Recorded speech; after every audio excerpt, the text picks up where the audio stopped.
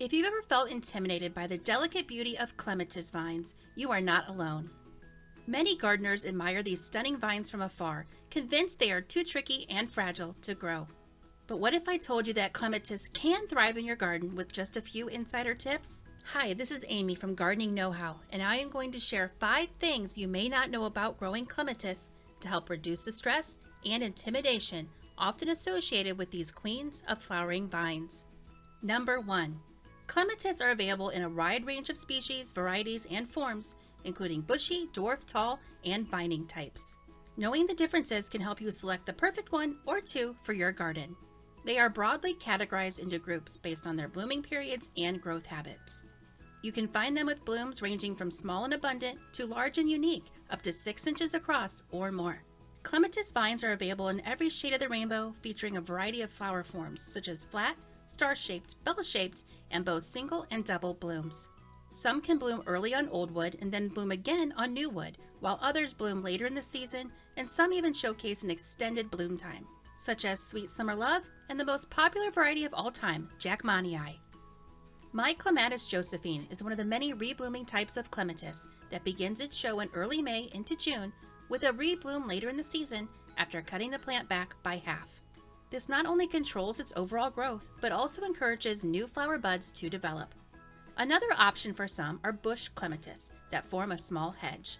Here in my garden, Clematis Chloe puts on a show for months on end, and the reblooming power will amaze you.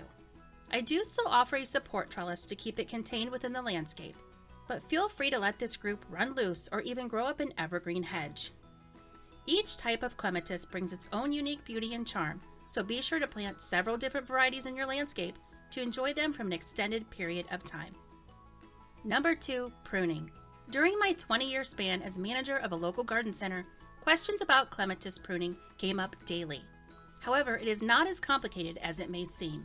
Clematis vines have specific pruning requirements that relate to the timing and matter of pruning. Knowing which type of clematis you have will help you achieve the best success. When shopping for clematis vines, you may notice signs around the plants indicating specific pruning techniques for the 3 main groups of clematis, usually referred to as A, B, C, or 1, 2, 3. However, I learned a trick from clematis expert Deborah Hardwick, who grows thousands, yes thousands of cultivars in her Central Ohio garden. She suggested replacing the corresponding letters or numbers with that of a traffic light. So a red light means stop, a yellow light means slow, and a green light means go. Group C, or number 3, would correspond to the green light. These types of clematis are vigorous bloomers that flower on current season's growth, so you can prune them as often and as hard as you like. Your best option is to cut the vines back to the ground in early spring.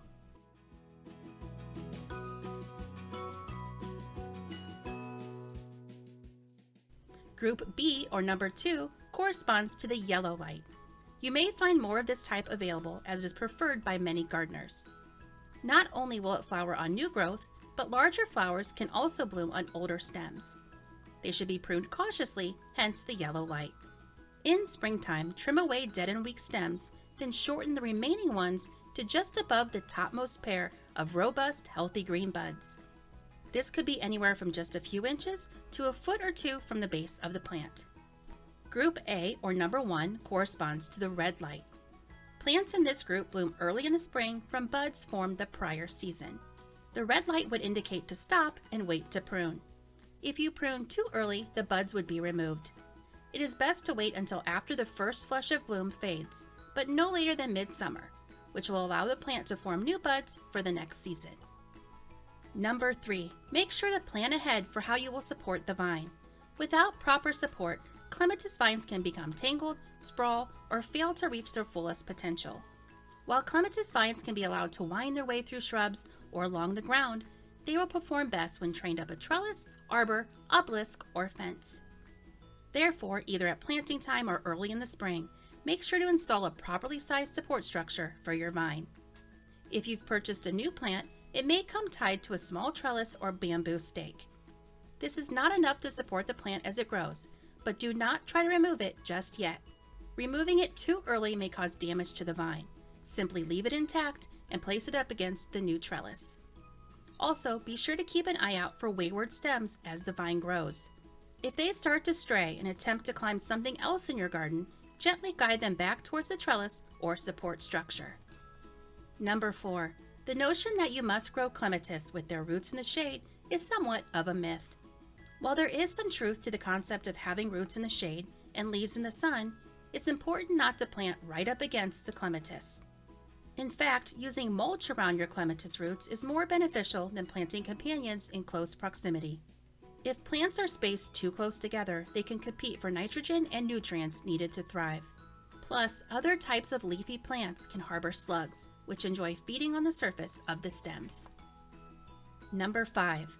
Even though they look delicate, clematis are actually easy to grow and quite adaptable to most soil types, light levels, and moisture. While they do sometimes suffer from insect damage, root rot, and powdery mildew, one of the biggest myths surrounding these vines is a disease called clematis wilt. First reported back in 1885, this general term for vine damage is still not fully understood today. Some believe it is an actual fungus, while others say it is caused by overwatering. Either way, many gardeners believe they have clematis wilt, when in fact they do not. The decline could be caused by environmental factors or, most commonly, slugs. As mentioned earlier, both slugs and snails enjoy feeding on young clematis stems, causing enough damage for the entire stem to die. If you remain diligent at the first sight of damage, using a bit of slug bait or removing them by hand will do the trick and save your clematis from any further harm. From selecting the right type to learning about pruning techniques, support structures, and dispelling myths about planting roots in the shade and clematis wilt, which of these top 5 things about clematis surprised you the most? Share your thoughts with us in the comment section. For additional information on growing vines, be sure to check out our video on the top 10 flowering vines with an extended bloom season. Thanks for watching and happy gardening!